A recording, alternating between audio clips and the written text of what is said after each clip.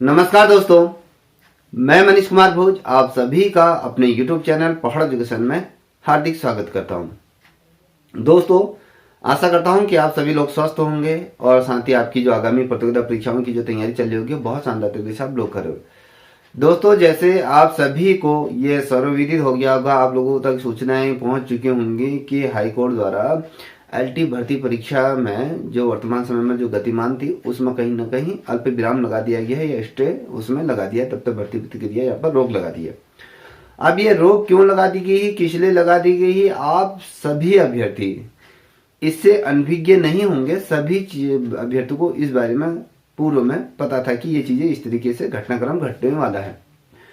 और जैसे कि आप सभी को बताया था, जब पूर्व में जब रिजल्ट जारी किया गया था और जब पूर्व में जो आंसर की जारी की गई थी उसके सापेक्ष जिन अभ्यर्थियों का चयन होना था, उन जब 10 तारीख को जो रिजल्ट जारी किया गया था उस समय उन अभ्यर्थियों का नाम उससे पृथक हो गया था और जो पूर्व में जो आंसर की जारी थी उसके आधार पर तो उनका चयन हो रहा था। कहीं ना कहीं कुछ क्वेश्चन डिलीट हुए हैं या गलत हुए हैं या उनके आंसर सही नहीं हुए हैं, तो उस संबंध में कोर्ट मामला पहुंचा है। और कुछ अभ्यर्थी ऐसे हैं जिनका मेरिट लिस्ट में नाम 36 श्रेणी में या कहीं आरक्षण का अनुपालन नहीं किया गया है। कहीं ना कहीं इस भर्ती क्रिया में आपको कहीं ना कहीं त्रुटियां देखने को मिली। जैसे आयोग ने रिवाइज रिजल्ट जारी किया था, फिर संशोधित रिजल्ट जारी किया था, तो कहीं ना कहीं रिजल्ट जो प्रॉपर वे में जो जारी होना चाहिए था, जैसे गढ़वाल मंडल का अलग होना चाहिए था, कुमाऊं मंडल का अलग होना चाहिए था। जो एलटी भर्ती परीक्षा जो 1544 पदों पर जो विज्ञापन जारी किया गया था उसके सापेक्ष जो 1300 के आसपास जो पदों पर जो रिजल्ट जारी किया था वो ना करते हुए पूरा 1544 पदों पर रिजल्ट जारी करना चाहिए था। और जो गलतियां आयोग के द्वारा की गई थी, जो अभ्यर्थी अपने प्रश्नों को लेकर जो आयोग के दरबार में गए थे, तो आयोग ने वहीं पर ही उनका सॉर्ट आउट कर देना था। अगर वो उस चीज़ों को फुलफिल करते हैं तो उस कंडीशन में आते हैं तो वो अभ्यर्थी को चयन करना था। जो अभ्यर्थियों की जो समस्याएं अगर आयोग स्तर पर ही उसका निराकरण कर दिया जाता तो शायद आज ये स्थिति नहीं आती। तो आज भी आप लोगों की जो नियुक्ति प्रक्रिया थी वो कहीं ना कहीं सुचारू रूप में जो चल रही थी उस तरीके से चलती रहती और जो मंडल काउंसलिंग होनी थी वो भी आपकी हो जाती। जैसे माननीय धन सिंह रावत जी ने कहा था कि 1 माह के भीतर आप सभी को यहाँ पर नियुक्ति दे दी जाएगी, तो कहीं ना कहीं अब उसमें भी थोड़ा सा समय लगेगा। जैसे दोस्तों, एक महिला का, एक बहन का मेरे पास फोन आया था और प्रत्यक्ष तौर पर आयोग द्वारा क्या त्रुटियां की गई हैं इस पत्र से स्पष्ट तौर पे वो होता है, उससे अनुमान लगाया जाता है। तो जो बहन है, इन बहनों द्वारा मेरे से स्पष्ट तौर पर कहा था कि सर प्लीज इस पे वीडियो बना दीजिए कि जो ये चीज़ें की जा रही हैं आयोग द्वारा वो सही नहीं है। और कल के दिन की अगर मैं बात करूं, ये आयोग गई थी तो सचिव महोदय से भी इनकी वार्तालाप हुई। कुछ 10-15 मिनट सचिव से वार्तालाप होने के पश्चात सचिव महोदय द्वारा इनको अध्यक्ष के पास भेजा गया था। तो अध्यक्ष महोदय द्वारा भी इनका प्रकरणों को संज्ञान में लिया गया है। कहीं ना कहीं इनको भी आश्वस्त किया गया है कि हाँ, जो चीज़ें हुई हैं उसको दोबारा हम रिवाइज करेंगे, क्या किस तरीके से उसमें हम देखेंगे कहाँ पर त्रुटियाँ हुई हैं, कहीं ना कहीं हम उसको समझने का प्रयत्न करेंगे। तो कहीं ना कहीं ऐसा लगता है कि आयोग के द्वारा जो गलतियाँ की गई है उसके आधार पर कहीं ना कहीं पुनः संशोधित रिजल्ट जारी होगी। हो सकता है, ये नहीं कह सकता हूँ कि होगा ही। ठीक है, अब इनका प्रकरण क्या है थोड़ा इसमें देखिए, आप लोग इसमें बताइएगा कि ये जो महिला है, जो बहन है, तो ये सही है या गलत है। आप अपना कमेंट कर सकते हैं कि अपना पॉइंट ऑफ व्यू दे सकते हैं। देखिए, इनके द्वारा कल आयोग में ये जो पत्र था जो आप यहाँ पर देख पा रहे होंगे, आपकी स्क्रीन पे भी शो हो रहा होगा, तो इनके द्वारा कहा गया है कि सेवा में श्रीमान सचिव महोदय उत्तराखंड अधीनस्थ सेवा चयन आयोग देहरादून।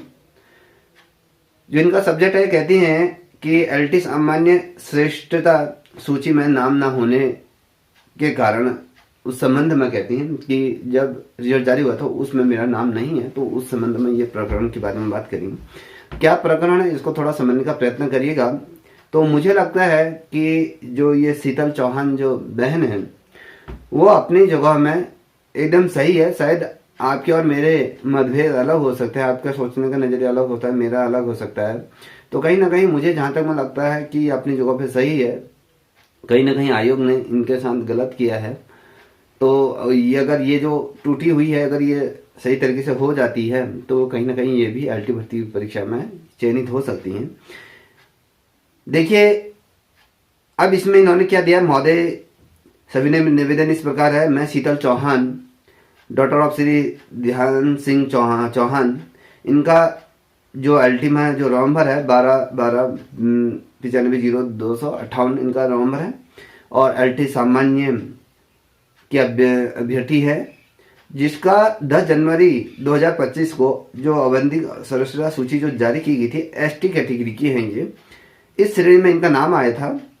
परंतु जब 9 फरवरी को जब आप लोगों का डीबी हो चुका था, डीबी इनके द्वारा भी कराया गया था, तो डीबी होने के उपरांत जब 9 फरवरी को आपका जो अंतिम परिणाम सूची जो जारी की गई थी, तो इस श्रेष्ठता सूची में इनका नाम नहीं था। मेरा नाम कहते हैं कि एसटी कैटेगरी के आरक्षित जो श्रेणी में जो सीटें थी 6 सीटों में नहीं आ पाया।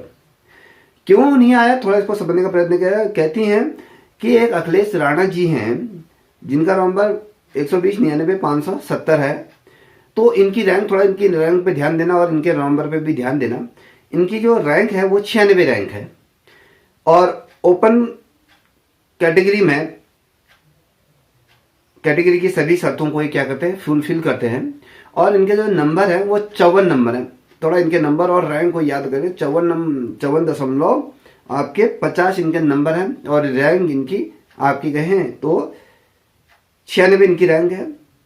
और ये कहती हैं जिस कारण मेरा नाम अंतिम श्रेष्ठता सूची में नहीं आया, क्योंकि जो अखिलेश राणा जी हैं ये ओपन कैटेगरी की जितनी भी शर्तें होती हैं, जो सारी चीज़ों को ये फुलफिल करते हैं, तो इनका नाम जो ओपन कैटेगरी में होना चाहिए, एसएसटी सब्जेक्ट में ऊपर होना चाहिए, उसको ऊपर ना रखते हुए कैटेगरी में दे दिया गया है। कैटेगरी में इनको रखने की वजह से जो अंतिम पायदान पे जो मैं थी, तो मैं डीबी में बाहर हो गई हूँ और अंतिम चयन परिणाम में बाहर हो गई। अगर इनको ओपन कैटेगरी में इनको स्थान दे दिया जाए तो मेरा सिलेक्शन निश्चित रूप में हो जाएगा, और मैं ऊपर अपनी कैटेगरी में मेरा सिलेक्शन हो जाएगा। तो इसके बाबत ये आयोग सचिव जी से मिली, और ये कहती हैं जिस कारण मेरा अंतिम श्रेष्ठता सूची में नाम नहीं आया, जिसके संदर्भ में मेरे द्वारा 12 फरवरी 2025 को आयोग में आवेदन जमा किया गया था, जिसकी प्रतिलिपि इस आवेदन के साथ संलग्न कर प्रेषित की जा रही है। कहती है कि महोदय 4 मार्च को जो आयोग द्वारा जो संशोधित श्रेष्ठता सूची जो जारी की गई थी, उसमें 4 अभ्यर्थियों का चयन किया गया है। अब अगर हम अभी मैं बात कर रहा हूँ कि एसएसटी सब्जेक्ट है, तो 4 अभ्यर्थियों का इस जो अभी 4 तारीख को जो रिजल्ट जारी किया गया था तो संशोधित, तो उसमें 4 अभ्यर्थियों का सिलेक्शन हुआ है कह रही, जिसमें से 2 अभ्यर्थी ऐसे हैं जिनका नाम मनीष पंत हैं और साथ ही देवेंद्र भंडारी हैं। तो जो मनीष पंत है, इनका जो नंबर रहने दीजिए, इसके टोटल जो नंबर इनको मार्क्स मिले हैं वो 54.25 इनके नंबर, 54.25 नंबर है, और इनकी जो रैंक है वो 99 रैंक है, इस पे ध्यान दीजिएगा। और देवेंद्र भंडारी जो है, इनकी जो रैंक है वो 107 है, और जो नंबर है 54 नंबर है। और ये दोनों अभ्यर्थियों को ओपन कैटेगरी में सिलेक्शन दिया गया है, जबकि इनसे अधिक नंबर लाने वाला जो अखिलेश राणा है, जो 54.50 नंबर ला रहा है, तो उसको एसटी कैटेगरी के उसमें स्थान दिया गया अपनी श्रेणी में। जबकि इनका कहना है कि इस व्यक्ति को ओपन कैटेगरी में स्थान देना चाहिए, कि जबकि इनसे नीचे कम नंबर लाने वाले अभ्यर्थी जो इनसे कम रैंक में थे, उनको क्या किया गया है, कहीं ना कहीं ओपन मेरिट में रखा गया है। तो ये तो गलत है, कहीं ना कहीं आयोग द्वारा ये त्रुटि की गई है। तो कहीं ना कहीं आयोग अगर इस चीज को समय रहते हुए सुधार लेता तो इनको जाने की जरूरत नहीं पड़ती। तो कहते हैं कि दोनों को ओपन कैटेगरी में सेलेक्ट किया गया, जबकि अखिलेश राणा के जो नंबर थे 54.50 थे, रैंक 96 को एसटी कैटेगरी की श्रेणी में चयनित किया गया। इनसे कम नंबर वाले अभ्यर्थियों को ओपन कैटेगरी में लिया गया है, जो कि आरक्षित सीट के खिलाफ है। अतः महोदय से निवेदन है कि अखिलेश राणा जी को की जो नंबर की जांच करके ओपन कैटेगरी में इनको प्राथमिकता दी जानी चाहिए। अखिलेश जी को क्या करना चाहिए, ऊपर इनको रखना चाहिए, और जिसकी वजह से एसटी कैटेगरी में एक सीट जो एसटी कैटेगरी को यहाँ पर आवंटित की जाएगी, जिसकी वजह से मेरा नंबर आ सकता है। तो ये कहना शीतल चौहान जी का है। अब सबसे बड़ी बात यह है कि बहुत से अभ्यर्थी इससे डिनाई करेंगे कि ये चीज़ गलत कर रही हैं। देखिए, मेरा खुद का मानना है, जहाँ तक मैं समझ पाया हूँ इस प्रकरण को, ठीक है, तो मुझे लगता है कि अगर अखिलेश जी को ऊपर ओपन कैटेगरी में रखा दिया जाए और इनसे जो अगर कम नंबर लाए हैं, कम रैंक में है, तो अगर उनको ओपन कैटेगरी में लिखा दिया तो ये भी गलत है। तो बहुत से अभ्यर्थी कहेंगे कि आयोग ने जो भी किया होगा सही किया होगा। मैं इस पर कहीं भी कोई प्रश्न चिन्ह नहीं उठाना कि आयोग ने क्या करा क्या नहीं करा। तो मेरा कहने का मतलब है कि जिस आधार पर ये चीज़ें कह रही हैं उसके आधार पर ये तो सही है, इस पर कोई भी इसको डिनाई नहीं कर सकता है कि ये गलत है। तो मैं जहाँ तक मैं समझता हूँ कि ये अपनी जगह पर सही है, क्योंकि एक कहावत है ना कि गाय चरती है अपने लिए, बछड़ा चरता है अपने लिए। हर कोई ना कोई अपने लिए प्रयत्नशील है। वो कौन क्या कर रहा है, किसका सिलेक्शन होते हुए रुक रहा है, कौन क्या कर रहा है, हर कोई अपने अस्तित्व की लड़ाई को लड़ रहा है। उसी तरीके से ये भी अपने चीज़ों को कर रही हैं, और ये भी कहीं ना कहीं अपने आप को उस भर्ती परीक्षा की जो चयन सूची में अपना नाम ये भी देखना चाह रही हैं।